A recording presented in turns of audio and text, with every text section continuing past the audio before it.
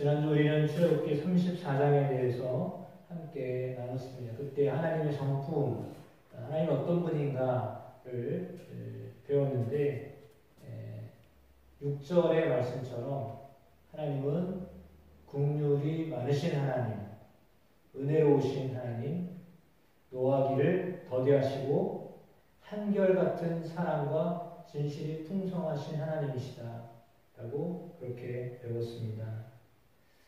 그리고 그 하나님은 한편으로 질투하시는 하나님이십니다. 다른 신에게 전하지 말라, 여호와는 질투라 이름하는 질투의 하나님입니다. 하나님이 어떤 분인지를 성경 본문을 통하여서 아는 것은 매우 중요합니다. 왜냐하면 하나님의 뜻이 하나님의 존재와 하나님 성품 가운데, 하나님 능력 가운데, 하나님이 하시는 일 가운데 나타나기 때문입니다. 그리고 이제 두 번째 돌판을 이제 만들어서 모세가 시내산에 올랐을 때 하나님이 두 돌판에 10계명을 주셨습니다. 첫 번째 계명부터 네 번째 계명까지는 하나님과의 관계에 대한 말씀을 하셨습니다. 그리고 지난주도 이번 주도 연결되어서 하고 있는 말씀은 주로 1계명부터 3계명과 관련되어진 이야기가 오늘 35장, 34장, 33장 이렇게 다 나와 있습니다. 그래서 오늘도 역시 마찬가지로 안식일을 기억하여 거룩히 지키라 라고 하는 말씀과 관련된 그런 말씀이다라고 하는 것을 볼 수 있는데요. 첫 번째로 보면 안식일을 지켜야 된다라고 하는 의미로 1절부터 3절까지 말씀하고 있습니다. 성막을 지어야 된다 이렇게 말씀하셨는데 성막을 짓더라도 안식일을 반드시 지켜라 이렇게 말씀하셨습니다. 그러니까 성막은 상당히 중요한 일입니다. 이스라엘에게 있어서 매우 중요한 일입니다. 왜냐하면 하나님이 그곳에 임재하겠다고 하셨기 때문에요. 성막 짓는 일은 상당히 중요한 일입니다. 상당히 중요한 일이기 때문에 신속하게 이루어져야 합니다. 그러나 신속하게 이루어지다 할지라도 안식일을 지켜라 라고 말씀을 하셨습니다. 그래서 성막이 중요하지만 그럼에도 불구하고 안식일을 지켜라. 안식일은 주일날도 우리가 함께 나눴지만 멈춤입니다. 아무리 중요한 일이라도 멈춰야 됩니다. 그러니까 일하는 것이 참 좋습니다. 하나님의 일을 하는 것은 너무나 잘하고 있는 것입니다. 우리가 하나님의 일을 하더라도 하나님의 일을 하는 것이 그 목적이 아니고요. 하나님의 일을 통하여서 하나님과의 관계를 회복하는 것이 중요합니다. 그러니까 하나님의 일을 하지만 하나님의 일보다도 더 중요한 것은 하나님과의 관계를 회복하는 것입니다. 예수님께서 너희 무겁고 수고하고 무거운 짐진 자들은 다 내게로 오라 내가 너희를 쉬게 하리라고 말씀하셨습니다. 쉼에 대한 말씀을 주일날 함께 나눴습니다. 쉬되 어떻게 쉬느냐 나의 멍에를 메고 나에게 배워라 라고 하셨습니다. 그래서 예수 그리스도와 함께 멍에를 메는 것이다 라고 말씀드렸습니다. 예수님의 온유함, 예수님의 겸손 그것을 배워야 한다라고 했거든요. 그러면 참된 평안을 얻게 된다. 쉼이 선물로 주어진다라고 그렇게 예수님께서 말씀하셨습니다. 그러니까 우리가 안식일을 지킨다라고 하는 것은 하나님과의 관계를 회복하는 시간입니다. 그래서 분주하고 중요한 일들, 세상의 일들도 역시 마찬가지이지만 하나님의 일을 하더라도 반드시 쉬어야 된다. 이렇게 말씀하고 있는 거죠. 그래서 아무리 바쁘고 거룩한 일을 하더라도 쉼 가운데 하나님을 중심에 모시고 있지 않으면 그 일은 그냥 내 일이 되는 거예요. 그러니까 하나님의 일이 아니라 나의 일이 되는 거죠. 그래서 반드시 안식일을 지켜야 회복하는 것이다. 그리고 안식에 대한 중요성을 하나님께서 말씀하셨습니다. 두 번째는 성막을 위하여서 자발적인 예물을 요청하셨습니다. 그것이 4절에서 9절에 나와 있는 말씀입니다. 모든 백성들이 성막을 건축함에 있어서 필요한 재료를 자발적으로 드리기를 원하셨습니다. 보니까 금, 은, 놋, 청색, 실, 염소, 털 등 다양한 재료들이 쓰임을 받았는데 이 모든 것들을 하나님은 자발적인 것으로 드리기를 원하셨습니다. 이 드리는 헌신, 예물은 억지가 아니라 강요가 아니라 감동으로 되어야 된다라고 하는 것입니다. 그러니까 우리가 드리는 헌금도 마찬가지입니다. 우리가 하는 봉사도 마찬가지입니다.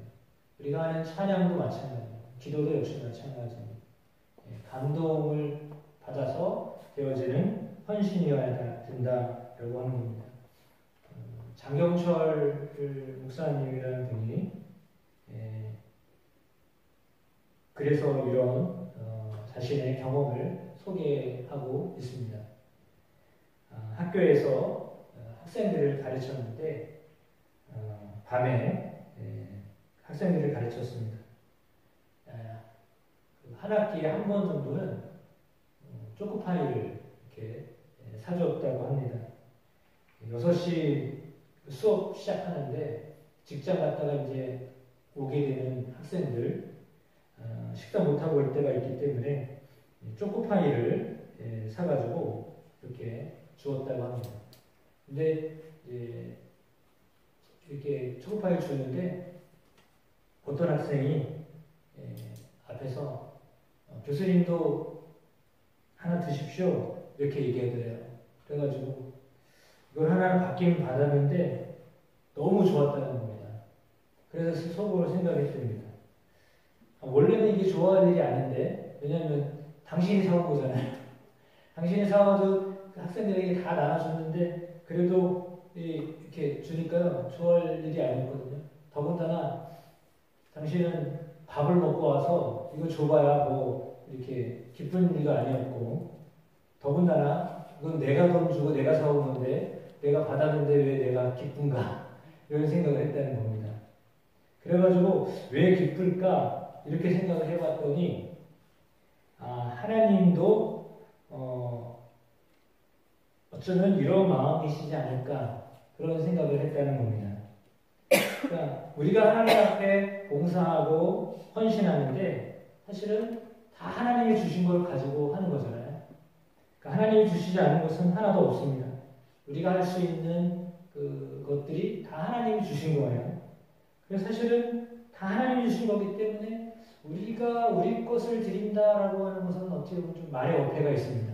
왜냐하면 다 하나님 주신 거니까 본래 하나님 주신 거니까 뭐 하나님 앞에 우리 내가 뭘 드린다 그건 아닌 거라고 생각했는데 이제 이 목사님이 속으로 자기와의 대화를 시작했는데 자기와의 대화 가운데 이런 이제 소리를 들었습니다. 뭐냐면 다 하나님으로부터 받은 것인데 딱 하나 내가 들을 수 있는 것이 있었다라고 하는 겁니다. 그게 뭐냐면 내 마음이라고 하는 거죠. 내가 하나님에게 다 주신 거지만 그것을 다시 하나님께 자원해서 드릴 수 있는 그 마음을 주신 것, 이거는 내가 할 수 있는 거구나 라고 하는 것을 깨달았다라고 하는 겁니다. 이것만 내가 하나님께 드릴 수 있다라고 하는 거죠. 우리가 하나님께 드릴 수 있는 것, 물론 안 드릴 수도 있습니다. 그리고 또한 드릴 수도 있습니다. 그러나 진정으로 우리가 기여할 수 있는 것은 자발적인 마음이다라고 하는 거죠. 자발적인 마음을 하나님이 받으실 때요, 하나님이 매우 기뻐하실 줄로 믿습니다. 그런 헌신은 감동되어졌을 때, 감동이 올 때, 그 감동대로 참여하면 하나님 우리에게 하나님도 기뻐하시고 또 우리도 기뻐하게 하실 줄로 믿습니다. 그렇게 자원하는 마음으로 헌신하라고 했을 때 이스라엘 백성들이 어떻게 했습니까? 21절에 같이 한번 읽어보시겠습니다. 마음이 감동된 모든 자와 자원하는 모든 자가 와서 회막을 짓기 위하여 그 속에서 쓸 모든 것을 위하여 거룩한 옷을 위하여 예물을 가져다가 여호와께 드렸으니 라고 되어 있습니다. 마음에 감동이 되는 사람들, 자원하는 사람들, 그런 사람들을 통해서 모든 쓸 것이 다 준비되어졌는데 성경에는 차고 넘쳤다 이렇게 말씀하고 있습니다.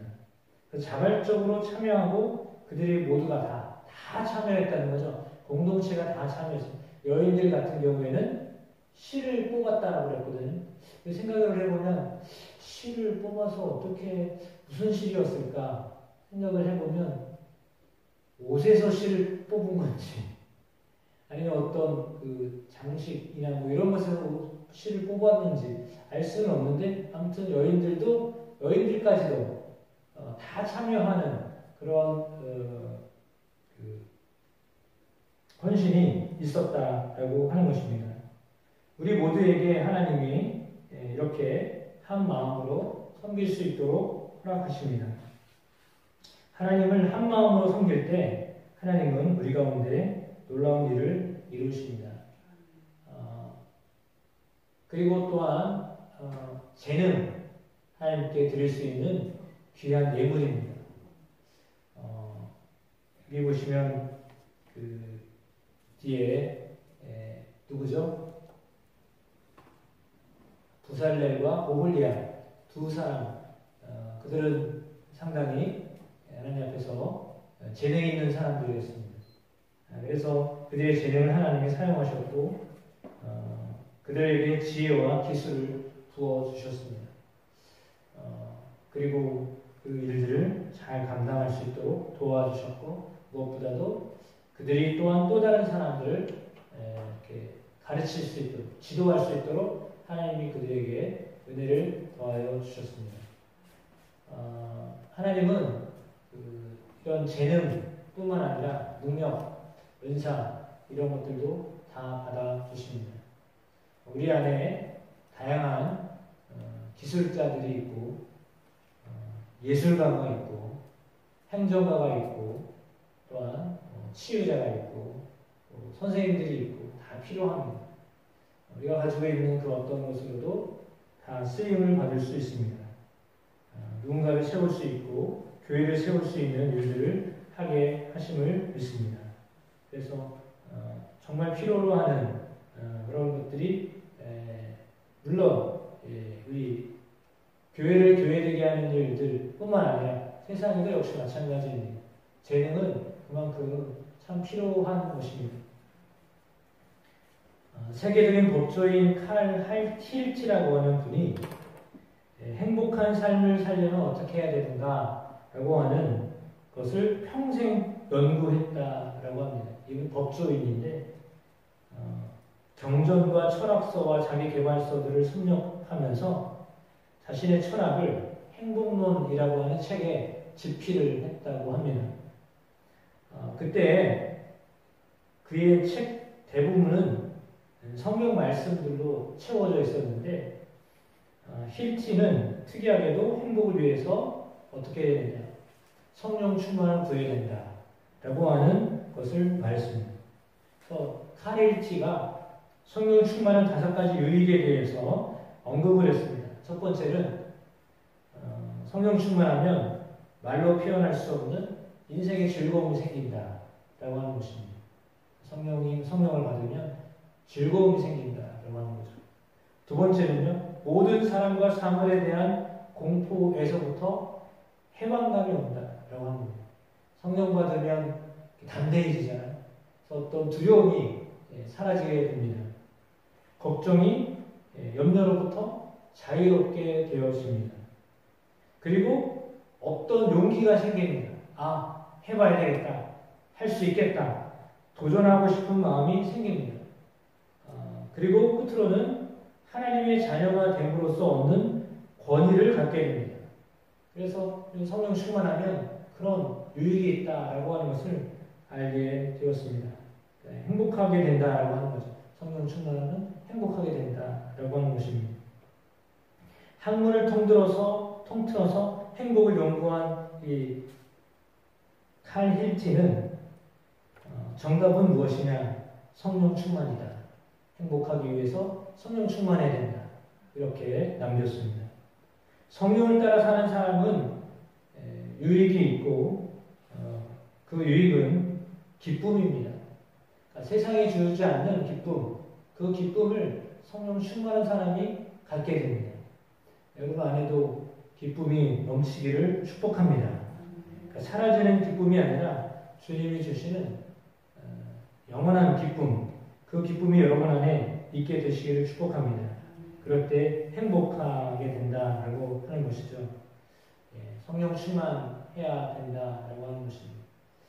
그리고 끝으로 하나님은 그렇게 사람을 세워두시고 그에게 사명을 감당하게 하십니다. 아까도 말씀드렸던 것처럼 그들을 통하여 하나님은 다시금 또 다른 일들을 맡겨주십니다. 하나님은 한 번에 뭐라고 써있죠? 네? 실패로 사람을 버리지 않습니다. 여러분 성공한 사람은 어떤 사람인가요? 성공한 사람은 어떤 사람이죠? 실패를 많이 한 사람이 성공한 사람입니다. 홈런을 많이 치는 야구선수 어떤 사람일까요? 삼진 아웃을 많이 한 사람입니다. 그러니까 반대예요. 그러니까 우리가 생각할 때 성공한 사람 늘 성공했다고 생각하는데 그게 아니라 실패를 많이 해본 사람이 성공하는 거예요. 그러니까 실패는 그냥 해볼만 한 거예요.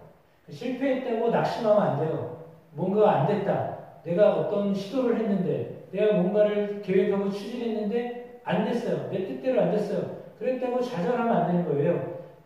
그것이 자꾸 실패를 해야 더 좋은 생각이 나고 기술도 익혀지고 하여서 성공하게 되는 거거든요. 그러니까 실패를 두려워하면 안 되고 실패해도 또 하고자 하는 마음을 가지셔야 됩니다. 그러니까 실패는 성공의 어머니다라고 했잖아요.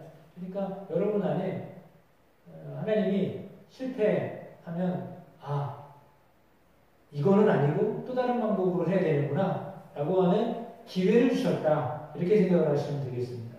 그래서 다시 기회를 주시고 다시 사명을 주시고 다시 함께 할 수 있도록 하시는 분이 하나님이십니다.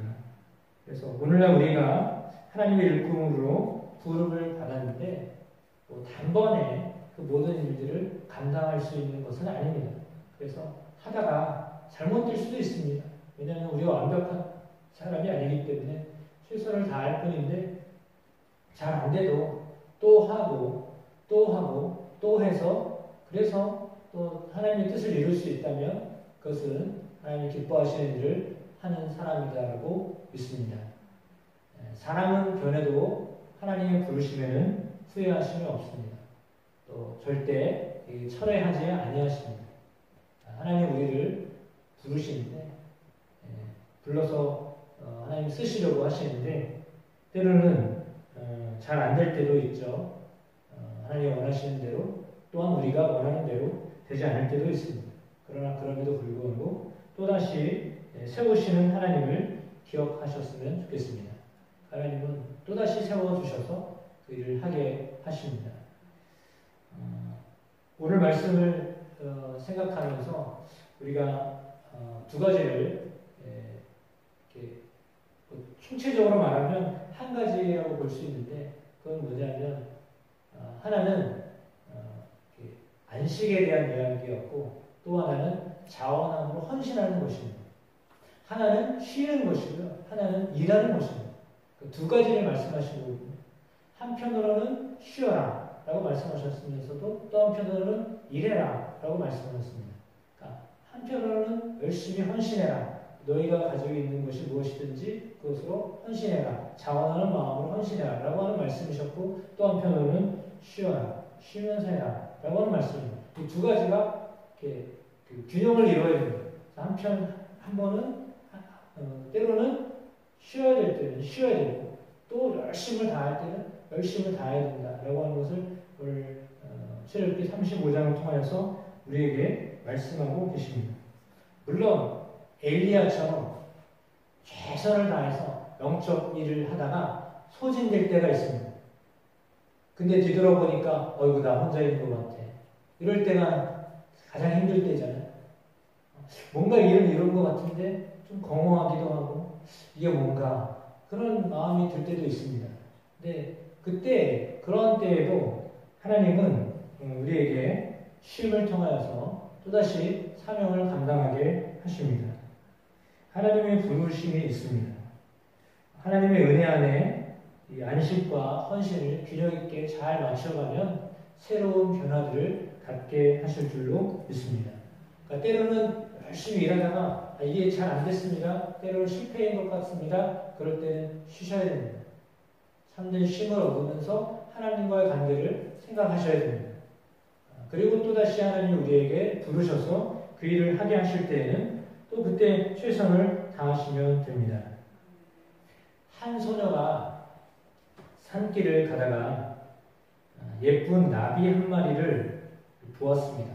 그런데 그 나비가 가시덤불에 걸려가지고 바등바등거립니다.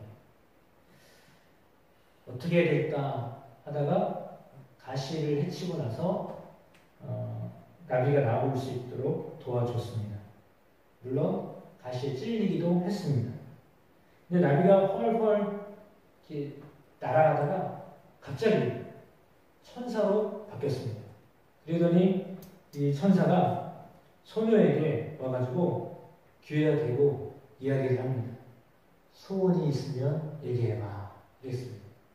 그랬더니 소녀가 이야기했습니다. 저는 행복하고 싶습니다. 이렇게 말했거든요. 그랬더니 천사가 다시 이야기합니다. 귀에다 대고서 뭐라고 얘기를 하더랍니다. 그리고 나서 이 소녀가 이렇게 자랐습니다. 결혼을 해서 엄마가 되고 살아가고 할머니가 됐습니다. 그래도 행복했습니다. 사람들이 부러워하는 사람이 됐습니다. 칭찬하는 사람이 됐습니다. 죽음이 임박했는데도요, 그의 얼굴이요, 환했습니다. 기쁨이 충만했습니다. 그래서 사람들이 어떻게 그렇게 살아올 수 있을까 물었거든요. 그때 천사의 말을 공개했습니다. 여러분도 궁금하시죠? 도대체 무슨 말을 했을까? 뭐라고 말했냐면 누구든지 아무리 완전하다고 할지라도 그들은 당신을 필요로 할 것입니다. 당신은 그들에게 도움을 주는 사람이 되십시오. 그들에게 언제나 필요한 존재가 되십시오. 그러면 당신은 언제나 행복해질 것입니다. 그러니까 사람마다 다 필요가 있는데 그 필요를 위해서 이렇게 도와주면 행복하게 된다라고 했습니다. 그래가지고 이분이 행복한 삶을 살았다는 거죠. 그러면 사실은 많은 사람들을 도우며 살았다는 말이거든요. 그러니까 도우며 살며 필요한 사람으로 살았을 때 행복한 사람이 됐다라고 하는 거죠. 우리는 힘들 때 사실은 우리 도와줄 사람 없을까 이런 생각을 합니다. 이럴 때 누가 딱 도와주면 너무 좋을 텐데 이런 생각을 합니다. 물론 그런 사람을 만나게 되기를 축복합니다. 그러나 무엇보다도 나에게 필요한 사람만 찾지 아니하고 다른 사람에게 필요한 존재가 되면 더 행복해지는 것입니다. 사람에게도 필요한 사람이 되면 행복해지는데 하나님이 필요로 하는 사람이 되면 우리는 얼마나 행복할까요? 여러분, 우리는 여러 가지 문제들이 우리 가운데 있습니다. 사람에게는 문제 없는 사람이 한 사람도 없습니다. 다 문제가 있습니다. 어떤 사람도 다 문제가 있습니다. 아마 제가 지금 여러분에게 질문하면 속으로 얘기할 겁니다. 그래요, 나도 문제가 있어요. 우리에게도 문제가 있어요. 다 얘기하실 겁니다. 다 하나씩 여러분 안에 가지고 있는 문제가 있습니다. 그러면 사실 그 문제를 해결해야 되는데 때로는 그 문제를 어떻게 해결해야 될지 모를 수도 있습니다. 그러나 그 문제를 해결할 수 있도록 하나님은 또 사람을 통하여서 또 역사하시는 분이심을 믿습니다. 제가 이번 주에 정해한 연수교육 갔는데 제 옆에 가나다 순으로 앉아가지고 제 옆에 이제 다른 전혀 모르는 목사님이 옆에 앉으셨어요. 저랑 한 뭐 10여 년 이상 차이 나는 젊은 목사님인데, 저도 젊지만, 젊은 목사님 만났는데, 그분도 저랑 비슷하게, 이렇게 홍주 쪽에, 홍주 지방 쪽에서 농촌교회 하시는 목사님이 7년 정도 됐대요. 얘기를 들어보니까 저희 교회랑 비슷해요. 그 면이 3,000명 정도밖에 안 된다고 하니까 저희도 그렇거든요. 저희 관광면이 한 3,000명 정도밖에 안 돼요. 그래가지고 그런데 목사님이 그 교회에서 7년 됐는데 제일 오래 있는 목사래요. 그러니까 그 전에 계속 목회자들이 바뀌었. 물론 뭐 그럴 수밖에 없습니다. 뭐 어려운 교회는 목회자들이 죄송하지만 간수받으면 또 떠나고 이렇게 되기가 쉽습니다. 저희 이 교회도 그랬던 걸로 알고 있는데 대부분 그렇습니다. 어려우면 계속 있기가 어렵고, 그리고 또 교회에서도 역시 마찬가지입니다. 교회가 좀 부흥하고 이렇게 되면 또 목사님 계속 계시기도 하고 그렇지만 그러지 않을 경우는 사실은 계속 이렇게 바뀌기가 쉽거든요. 이제 이런저런 이야기 하는데 공감이 많이 가더라고요. 이제 젊은 목회자이지만 공감이 많이 가면서 또 한편으로 그런 마음이 들었습니다. 아, 저렇게 젊은 목회자도 농촌에서 그렇게 교회를 섬기는데 나도 그분에 비하면 뭐 저는 뭐 거의 2배 이상 이렇게 있는 건데, 뭐 비슷하게 있는 건데 생각을 해보니까 아, 행복한 거구나, 그런 생각을 가졌습니다. 그러니까 어떤 마음을 갖느냐에 따라서 우리는 전혀 다른 시각으로 볼 수 있게 되거든요. 새로운 변화라고 하는 것은요, 사실은 마음의 변화입니다. 지금 현실을, 지금 우리의 상황을 어떻게 보느냐는요, 마음에 따라서 달라지게 되어 있습니다. 예를 들면 이런 겁니다. 제가 상당히 힘들고 어려워요. 육체적으로도 힘들고 마음이 힘들어요. 그러면 사람들을 볼 때 어떻게 볼까요? 얼굴이 조금 어두우면 아유, 저 양반도 힘들고 어렵구나. 왜? 제가 어렵고 힘드니까 그렇게 생각하는 겁니다. 그러니까 저의 어떤 마음의 상태에 따라서 상대방이 그렇게 보여지는 거야. 근데 반대로 제가 너무 행복하고 기쁘고 즐거우면 다른 사람들이 볼 때 기쁘고 행복한 사람들이 보이면 아, 저분도 나처럼 행복하고 기쁘구나, 이렇게 생각하는데 그런 거죠. 그러니까 내 마음의 상태에 따라서 사람이 어떻게 보여지는 거예요. 판단이 되는 거예요. 그래서 이제 예를 들면 이제 그게 좋은 면도 있지만 또 한편으로는 약간 부정적인 면도 있잖아요. 똑같이 신앙생활 하는데 저 사람은 왜 얼굴이 저럴까? 사실 이렇게 그렇게 그런 마음을 가질 필요는 없거든요. 근데 믿음이 없어서 저렇지. 더 나가면 그렇게 되는 거야. 그래가지고 뭐가 걱정이 많고 근심이 있어도 나보다 걱정이 많고 근심이 많아? 근데 왜 이렇게 저렇게 얼굴이 찡그리고 살아? 이렇게 되면 이제 안 좋은 쪽으로 이렇게 교회들을 보게 되는 거잖아요. 그래서 우리의 마음이 상당히 중요한데요. 우리의 마음의 변화들이 예수 안에서, 성령 안에서 날마다 있게 되시기를 축복합니다. 우리의 마음을 하나님이 변화시켜 주실 줄 믿습니다. 성령 안에서 필요를 따라서 자원하는 마음, 감동되는 마음으로 움직일 수 있도록 하시는 마음을 주시고, 또한 성령의 인도함을 받아서 성령의 충만한 가운데 성령의 인도를 받아서 살아갈 수 있는 그런 삶을 살아가도록 역사하여 주실 줄로 믿습니다. 우리는 하나님 앞에 봉사와 헌신, 이것을 자원함으로 드려야 하겠습니다. 물론 하나님의 말씀으로 온전한 쉼을 얻어야 하겠습니다. 연수교육을 하면서 여러 교육을 많이 받았는데 그 중에 떠오르는 2가지 중에 한 가지는 묵상에 대한 개념을 알고는 있었지만 많이 이렇게 바꾼 것이 있는데, 묵상이 뭐냐면 묵상은 조용한 게 아니다. 성경의 묵상은 뭐냐면 하나님의 말씀을 읊조리는 거거든요. 본래 뜻을 읊조린다는 말은 뭐냐면 하나님의 말씀이 어디 있는 거냐면 내 생각에 있는 게 아니라 내 입에 있는 거예요. 그러니까 말씀을 묵상한다는 말, 율법을 묵상하는 사람이 복이 있다라고 했잖아요. 행복하다라고 했잖아요. 어떤 사람이 행복한 사람이냐? 말씀이 입에 있는 사람. 그 말은 뭐냐면 말씀을 계속 되새김질하는 사람, 입으로 말하는 사람. 그 사람이요 행복한 사람이라는 거예요. 그 사람이 복이 있는 사람이라는 거예요. 실제로. 그래서 우리가 하나님의 말씀을 자꾸 선포하셔야 돼요. 말씀을 자꾸 눈으로 보는 게 아니라 눈으로만 보고 그냥 마음에 저장하려고 하는 게 아니라 발화라고 하는 거예요. 발설을 하셔야 돼요. 그러니까 입으로 고백을 하셔야 돼요. 선포를 하셔야 돼요. 그러면 그 선포되는 것이 능력이 되어집니다. 아주 큰 그 힘은 어디서 오냐면 우리는 머리가 모든 것을 주장한다고 생각하지만 실제로는 머리보다 심장이 더 강력한 힘을 가지고 있거든요. 심장이 더 많은 것들을 간직해요.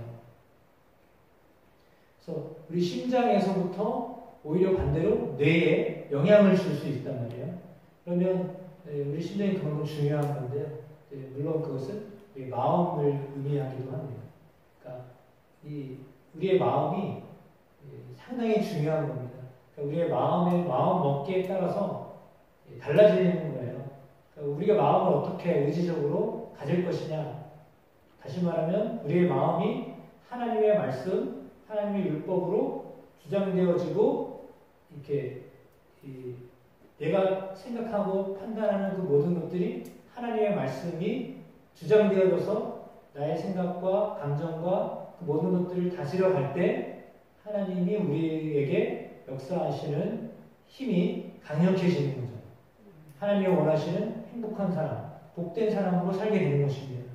그래서 우리의 마음이, 우리의 입술이 실제로 여호와의 말씀을 묵상하는 일에 읊조리는 일을 하셔야 합니다. 그래서 여러분 말씀을요 자꾸 이렇게 선포하시기를 축복합니다. 그래서 배웠던 것 중에 하나가 또다시 기억나는 게 하나는 뭐냐면 이 말씀이 우리에게 이렇게 말씀을 오늘 들려줬잖아요. 그러면 여기에 나와 있는 하나님은 어떤 분이냐라고 하는 것도 중요한데 그 하나님은 나에게 내가 지금 어떻게 하기를 원하시느냐라고 해서 문장을 바꾸라는 거예요. 그건 무슨 말이냐면 예를 들어 하나님은 이렇게 성령 충만하게 원하신다라는 것을 알잖아요. 하나님은 자원하는 것을 원하신다. 그걸 알게 됐잖아요. 그러면 그거를 나에게 적용을 시켜야죠. 예를 들어 나는 내 시간을 자원하는 마음으로 하나님 앞에 사용하겠습니다. 이렇게 나에게 적용을 시켜서 그런 말을 하셔야 돼요. 읊조려야 된다고 했듯이 율법을 읊조려야 되듯이 우리가 이런 결단을 할 때도 내가 이런 결단을 합니다. 하나님 그걸 받으세요. 라고 이렇게 여러분 스스로 나는 이렇게 하겠습니다. 내가 이렇게 살겠습니다. 이렇게 하시면 그것이 내 뇌에 내 심장에 새겨져서 내가 한 말이 새겨져서 그것이 영향력을 미치는 거예요. 그러니까 생각이 빼앗기기가 쉽잖아요. 생각을 어떻게 잡아요? 새처럼 왔다 갔다 막 하는. 제가 지금 이제 강의 여러분들한테 제가 들었던 강의 중에 생각나는 것을 여러분들 말씀드리는 거예요. 하루에 사람이 생각을 얼마나 할까요? 생각 안 해보셨죠? 저도 생각 안 해봤는데 어떤 분이 그러더라고요. 2번이요. 그랬어요. 그러니까 속으로 생각이 없는 사람이구나. 하루에 2번 생각한대. 또 어떤 목사님 10,000번이요. 그랬거든요. 근데 교수님이 그러는 거예요. 60,000번 생각이 60,000번 단어가 왔다 갔다 한다는 거예요. 우리가 인지하지 못하는데 6만 개의 단어가 하루에 사람에게 왔다가 간다는 거예요. 그럼 60,000번 생각을 한다는 거거든요. 어마어마한 거예요. 근데 이게 뭐 왔다 갔는지도 모르고 인지를 못하는 상황 가운데 그런 거잖아요. 엄청난 생각이 우리 가운데 있어요. 우리 가운데 있단 말이에요. 그런데 그것 가운데 어떤 것이 우리를 주장하느냐에 따라서 우리의 마음이 전혀 달라지잖아요. 근데 그 왔다 갔다 하는 그 생각을 하나님의 말씀으로 다스리게 해야 되는 감정도 역시 마찬가지죠. 하나님의 말씀이 자꾸 여러분의 입술에서 이렇게 읊조려질 때 그 읊조려진 말씀이 여러분의 생각과 감정을 다스리고 의지를 다스리기 시작하면 하나님이 역사하시는 거예요. 그래서 강의 중에 그 성령 충만이 무엇이냐라고 하는 것을 정의를 내실 때 막 불받아가지고 뜨거워지고 뭐 이렇게 방언하고 은사를 내고 이런 것도 성령 충만이지만 의지적으로 하나님의 말씀이 내 속에 들어와서 그 말씀이 나를 통해 역사하시도록 하는 것도 성령 충만이다. 그 말씀하셨거든요. 그건 전적으로 동의합니다. 그래서 몸으로 어떻게 느껴지는 성령 충만도 있지만 그러나 의지적으로, 의식적으로 하나님의 말씀이 내 가운데 있어서 그 말씀이 나를 다스려 가시도록 하는 것, 그것이 성령 충만이다 라고 하는 거예요. 그래서 우리의 변화는 그 말씀이 내 안에서 자꾸 이렇게 되새김질 되어질 때, 그래서 여러분 말씀을 자꾸 이렇게 선포하고 말씀드렸던 것처럼 그 말씀이 나에게 어떻게 적용되어질까라고 하는 것을 또 말하고 그런 훈련들을 많이 하시면 우리의 삶에 변화가 일어나게 하실 줄로 믿습니다. 그래서 어떤 생각으로요? 하나님의 말씀으로 생각을, 마음을 자꾸 변화시키면 하나님 기뻐하시는 사람으로 행복한 삶을 살게 하실 줄로 믿습니다.